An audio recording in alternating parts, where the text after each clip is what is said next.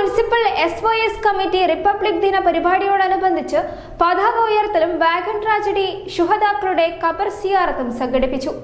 നമ്മൾ ഇന്ത്യയിലെ ജനങ്ങൾ ഇന്ത്യയെ ഒരു പരമാധികാര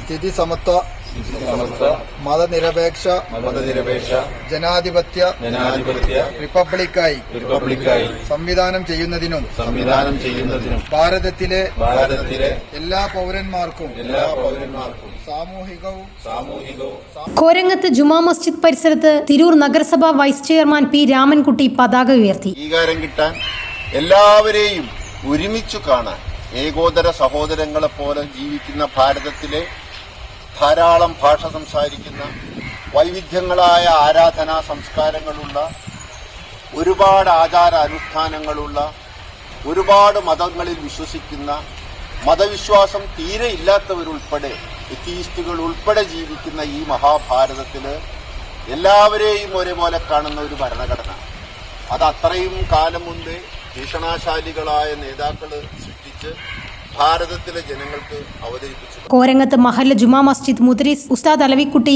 ബാക്കഫി പ്രാർത്ഥനയ്ക്ക് നേതൃത്വം നൽകി. കോരങ്ങത്ത് ജുമാ മസ്ജിദ് ഖത്തീബ് ഉസ്താദ് Ashraf Ashrafi, Shuhaib Faizi, Siddiq Haji Tharammal, Basheer Haji Thuruvayil, Yunus Korangath, Ashraf Pookkayil, TP Nisar Haji, Subair Panbazar, Siya Korangath, Noushad Thekkekkalam, KP Abdullakutty, councillor Shahul Hameed, Basheer Muthur, Hameed Mon എന്നിവർ സംസാരിച്ചു. SYS Tirur municipal secretary Saleem Naduvilangadi ഭരണഘടനയുടെ ആമുഖം വായിച്ചു. യൂണിറ്റുകളിൽ നിന്നുള്ള പ്രതിനിധികളും സംബന്ധിച്ചു. ന്യൂസ് 99 തിരൂർ.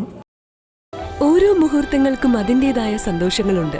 അതിൽ ചിലത് ഒരിക്കലും മറക്കാൻ പറ്റാത്തത്. Azad gold and diamonds, Thazhepalam, Tirur.